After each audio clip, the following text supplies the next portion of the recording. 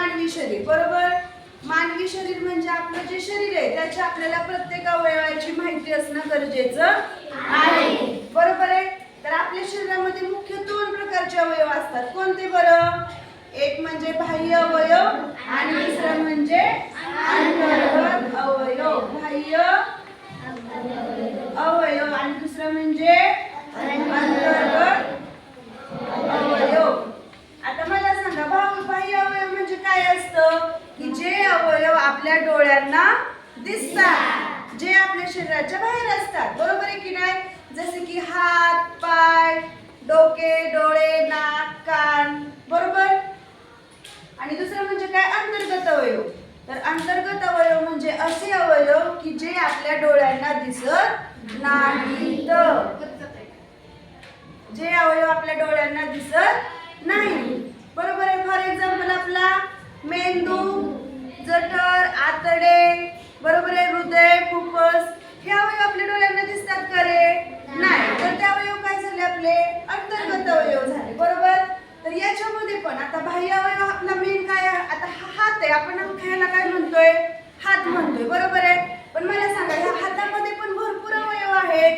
जसे की हे का, हा कोणता भाग आहे तुमचा हाताचा? मराठीमध्ये काय आहे याचा अवयवला? दंड. काय म्हणायचं याला? दंड. याला काय म्हणायचं? पोट. ही हाताची पोटरी. हे हाताचं आणि ही हाताची तुमच्या बोटे. आणि याला काय म्हणायचं रे? तळहात. याला काय म्हणायचं? तळहात. हे झालं तुमच्या हाताचे अवयव. बरोबर. त्याच्यानंतर पाय. आपल्या पायाला पण पहिला भाग आपल्या पायाचा काय? मांडी. त्याच्यानंतर गुडघा, पायाची पोटरी, घोटा, टाच आणि तळपाय आणि पायाची बोटे. असा आपला एक आपण नुसता पाय म्हणतो, पण त्या एका पायामध्ये एवढे एवढे छोटे छोटे काय आहेत? अवयव आहेत. बरोबर.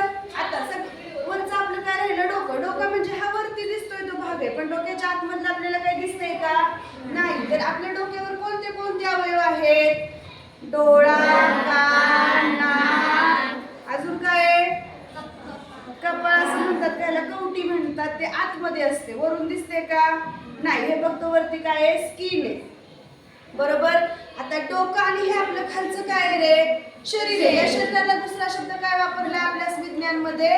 धड. काय वापरलाय? धड. तर डोके आणि शरीर यांना जोडणारा अवयव म्हणजे कोण आहे? मान. बरोबर. की डोकं आणि आपले शरीर या दोघांना कोण जोडतं? मान जोडतं. मान ही आपली कशी आहे रे? लवचिक स्नायू आहे, जे आपल्याला इकडं तिकडं बघायला काय करतं? मदत करतं. ते एका जागी राहतं का कॉन्स्टंट? नाही.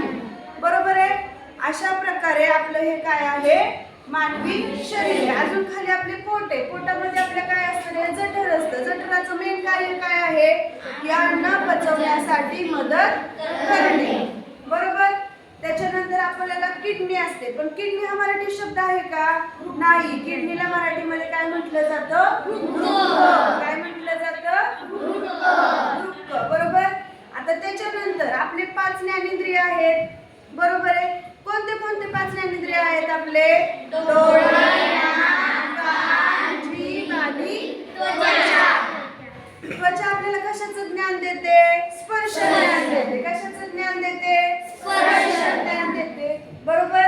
डोळे कशाचं ज्ञान देतात आपल्याला? बघायचं, पाहण्याचं ज्ञान देतात. नाकाने काय होतं आपल्याला? श्वास गळतो. कोणती भाजी बनवली, कोणतं फुल आहे. बरोबर आहे की नाही? कानाने आपल्याला काय होतं? ऐकायला येतं. बर.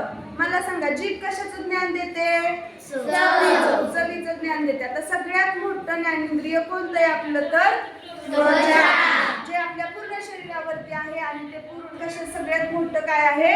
ज्ञानेंद्रिय आहे. बरोबर. कळते सगळ्यांना काय अडचण मानवी शरीरामध्ये?